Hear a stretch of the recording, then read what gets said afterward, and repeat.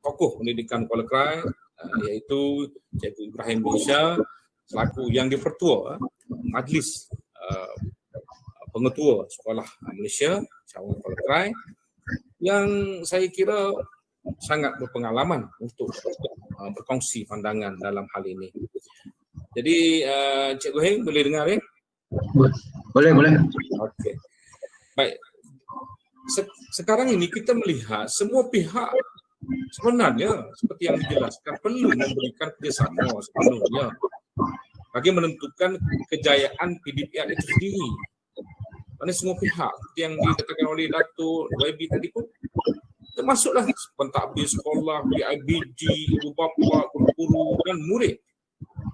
Jadi kalau melihat dari sudut pandang MPSM sendiri, pimpinan sekolah menengah, pihak manakah yang Tuan fikir perlu diberi bimbingan dan tunjuk ajar yang lebih dalam mendepani kebersamaan untuk menjayakan PDPR? Ini masyarakat nak tahu. Silakan. Okay, bismillahirrahmanirrahim. Assalamualaikum warahmatullahi taala wabarakatuh. Waalaikumsalam. Selamat malam.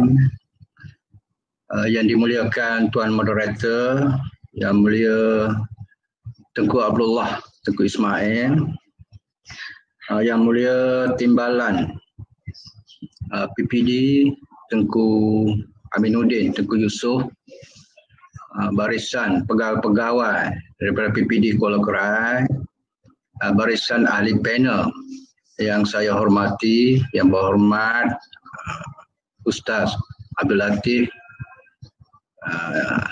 yang bahagia Dato' Adnan Hashim, dan sahabat saya Tuan Haji Muhammad bin Yusof, pengurusi MGB Kuala Krai, dan juga semua pegawai PPD Kuala Krai dan para penonton YouTube yang saya hormati dan saya kasihi sekalian. Jadi alhamdulillah pada malam ini kita dapat bersama-sama dalam satu perkongsian smart bagi saya lah, kerana kita dapat bersama-sama dengan ahli-ahli panel yang daripada pelbagai bidang lah masing-masing. Okay, jadi sebenarnya pada pandangan saya daripada beberapa pihak yang dikemukakan oleh moderator itu, ada pentadbir sekolah, guru-guru dan juga ibu bapa serta pelajar-pelajar itu sendiri, sebenarnya semua pihak ini terkesan daripada pandemik COVID-19. Bukan pelajar sahaja sebenarnya. Okay. Sebab apa saya berkata begitu? Sebab di pihak pentadbir sekolah contohnya, okay, apabila Kementerian Pendidikan Malaysia mengarahkan supaya sekolah-sekolah di seluruh negara melaksanakan PDPR kerana sekolah-sekolah ditutup. Okay. Jadi di sini sebenarnya sekolah boleh ditutup bagi saya, tetapi pendidikan mesti diteruskan. Itulah yang menjadi tanggungjawab kita semua. Okay. Jadi apabila ini menjadi satu fenomena baru dalam negara kita, semua pihak akan apa orang kata menjadi kejutan kepada semua pihak lah, sama ada pihak pentadbir, guru-guru, ibu bapa dan juga pelajar-pelajar. Semua terkesan. Okay. Sebab kita lihat dari segi pihak guru lah saya nak tengok. Saya nak sharekan di sinilah bersama dengan tuan-tuan dan puan-puan. Okay, saya sebagai pentadbir sekolah. Okay.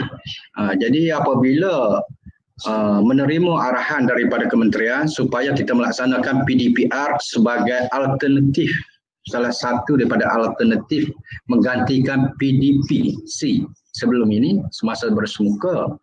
Jadi kami mesti menyahut seruan ini. Kami sebagai pentadbir sekolah menyahut seruan kerajaan, Kementerian Pendidikan Malaysia untuk melaksanakan PDPR di peringkat sekolah. Okey, jadi kita pihak pentadbir akan perturunkan perkara ini kepada guru-guru kita. Okey. Jadi bagi pihak guru, ini adalah sesuatu yang baru dalam hidup mereka dalam semasa melibatkan diri dalam kerjaya guru. Sebelum ini tidak pernah berlaku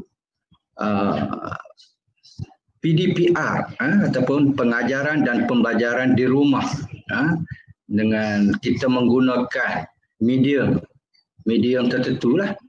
Okay. Mesti pendidikan digital lah sekarang ni, era ICT.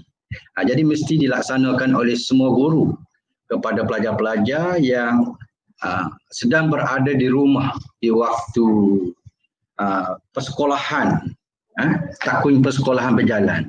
Okay, kecuali hari Minggu dan juga cuti persekolahan. Jadi saya beraku juga di sini bahawa guru-guru kita tidak semua mahir dari segi ICT.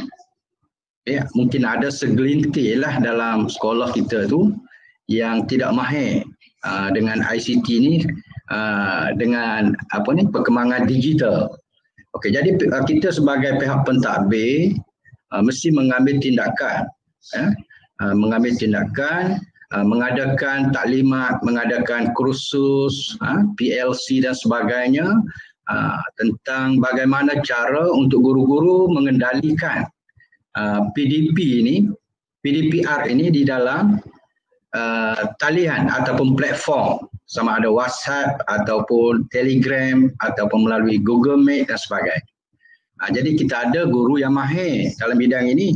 Jadi kita minta kerjasama guru-guru yang pakar dalam bidang ini supaya memberi tunjuk ajar kepada guru-guru, semua guru lah, supaya dapat memastikan guru-guru mahir untuk mengendalikan PDPR ini secara dalam talian. Itu peringkat pentadbir sekolah dan juga guru-guru. Jadi guru-guru juga bila berlaku kejutan macam ini, dia akan ada stres. Itu tak boleh kita tidakkan. Mesti stres sebab benda ni tak pernah berlaku dalam kerjaya mereka. Stres, ya? Okay. Mesti ada stres. Begitu juga dengan pihak ibu bapa. Ibu bapa pun ini satu kejutan juga bagi mereka. Sebab anak-anak terpaksa berada di rumah dan belajar melalui PDPR dengan menggunakan platform. Sama ada melalui Telegram ataupun Google Meet, bermakna anak-anak mesti memiliki gadget, mesti ada laptop dan sebagainya. Jadi ini adalah merupakan satu kejutan kepada ibu bapa kerana terpaksa melibatkan perbelanjaan, kos dalam sara hidup mereka, kena beli top up dan sebagainya.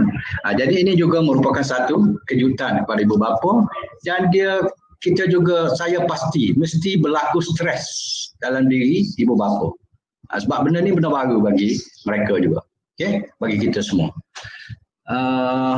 Kemudian apabila pelajar berada di rumah, ibu bapa terpaksa ambil tugas lebih sedikit berbanding dengan semasa bersemuka. Awal pagi kena kejutkan anak. Okey. Sebab pukul 7.30 ataupun 7.40 awak ada kelas PDPR bersama guru. Jadi mungkin kalau anak tu sebahagian anak-anak kita ni dia sudah tak perlu diberi peringatan. Itu ada. Dia dengan sendiri dia bangun sembahyang subuh apa semua, bersedia dengan gadget ataupun laptop untuk menghadap guru-guru, berhadapan dengan guru-guru di dalam talian. Tapi ada segelintir anak-anak kita yang tidak sebegitu. Dia pelbagai juga dari segi behavior anak-anak kita ni. Jadi apabila berlaku macam ni, kejutkan anak tak bangun. Pada waktu malam pula, anak berada dalam bilik, ada gadget, ada laptop. Okay? Bila tanya, ketuk pintu, dia kunci pintu, ketuk pintu, anak kata ada tambahan, kelas tambahan contohnya. Okay?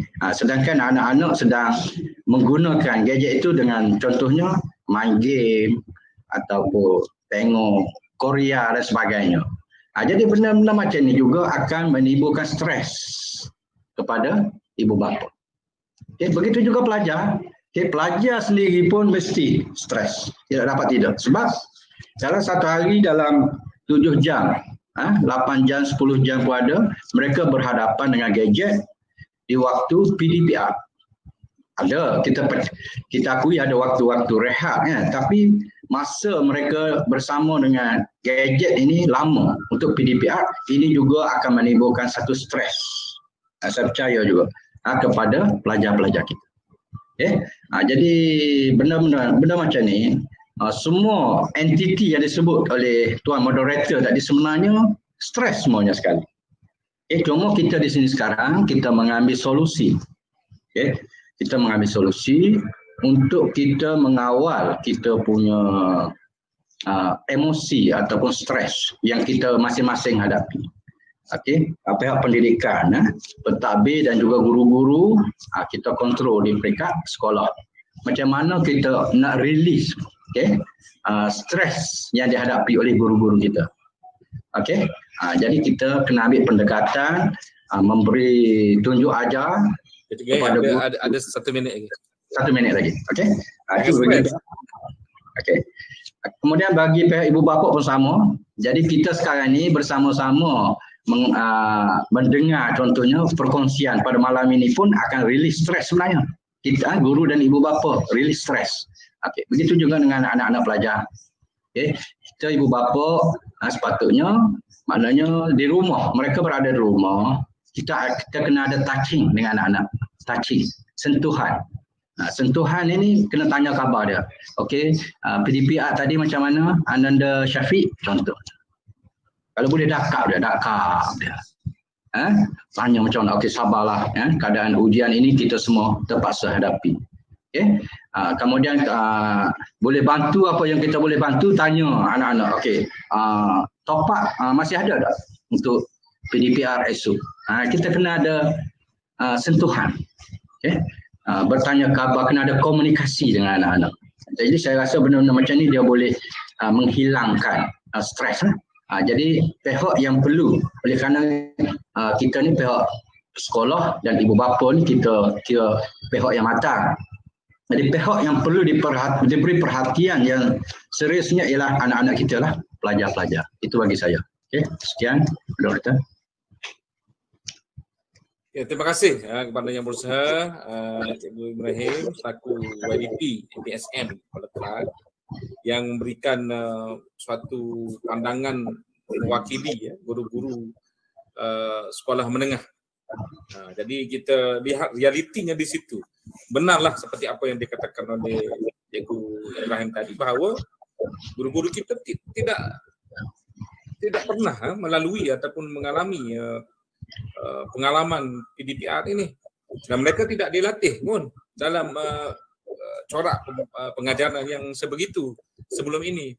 Jadi ini merupakan satu cabaran, dan maka di situlah seperti yang kita tahu timbul stres dan sebagainya. Dan apa yang kita pasti, stres itulah yang akan menggerakkan guru-guru kita, insya-Allah. Baik, seterusnya untuk ahli panel yang keempat kita,